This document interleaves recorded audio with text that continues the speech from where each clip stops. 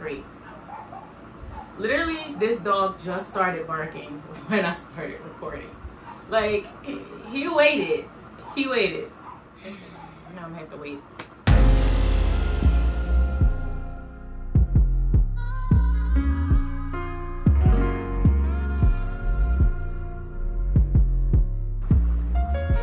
Hey, I'm back. Another video. This is gonna be a quick one though. So today I'm gonna talk to you about box braids or knotless braids. Any kind of braids, maybe twist too. I don't really think it matters. Braids, box braids, knotless braids, goddess braids, boho braids, gypsy braids, whatever. They're all the same. They're braids. If you have braids and you have natural hair, you will experience shrinkage. This is not just limited to natural hair. If you're relaxed or if you have excessive heat damage, if you have any heat damage and your ends are straight, those ends sticking out of your braids are going to be straight. Because it's never my recommendation if you have recently just gotten your hair trimmed or cut to go straight into a braided hairstyle. If your ends are recently trimmed, those straight ends will start to stick out of that braid a lot more prematurely than they would if you were natural. Let's go back to that long braid you have and your natural hairstyles. And then your curls start to stick out. You're like, what the freak? You know what I mean. So I'm here to help you if you spent $200, $300 for some braids and you need them to last, but you kind of can't be great because your curls start to stick out of the braids. If you book a touch-up with your stylist, she's usually only doing the perimeter and the crown. We're only touching up the visible most, is that a word? Visible most? No. We're only touching up the most visible part of your braid install. So this is a game changer. This is a life changer. This is a time changer. This is a money changer. If you wear braids and you go to a stylist to get your touch up, this is something that you can do yourself at home. In case you go get your touch up and you feel like, dang, like my stylist left me hanging on in the back. The only thing you're gonna need is a crochet hook and a little bit of moisture. You might need some spray or a leave-in conditioner of your choice to moisturize those ends. If you have braids where your ends are sticking out, just know that that hair is in danger. You have to tuck that hair back away. And I don't recommend tucking that hair back away without hydrating it first, because if it's been sticking out, then it's been drying out. So you're gonna wanna do something to moisturize it before you pull it back into that braid.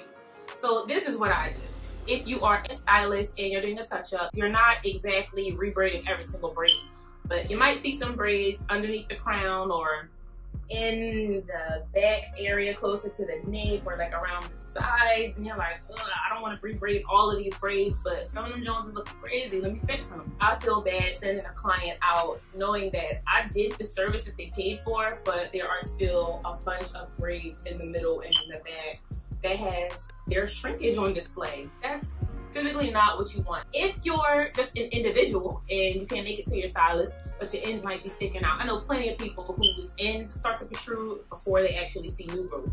So no new growth, but you just want to make sure that those ends are protected and tucked back into those braids. If you're at home, grab yourself a crochet hook, follow along. I'm about to show you what to do so you don't have to take those braids out. You can just tuck that hair back in after you moisturize it. So here's my tip.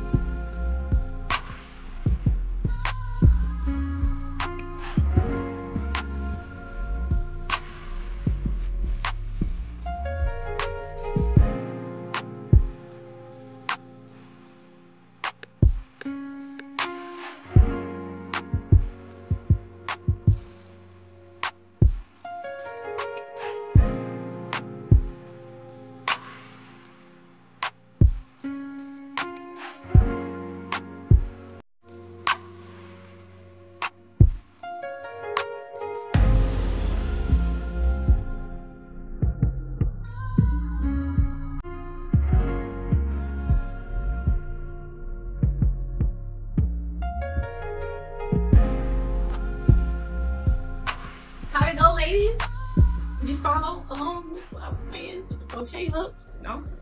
Okay, you wasn't paying attention. Go back, rewind, try it again. Practice makes perfect. Like, comment, subscribe, and make sure that you share with your friend. Let them know to watch this video. Just be like, listen, B put up a video. It's on her page.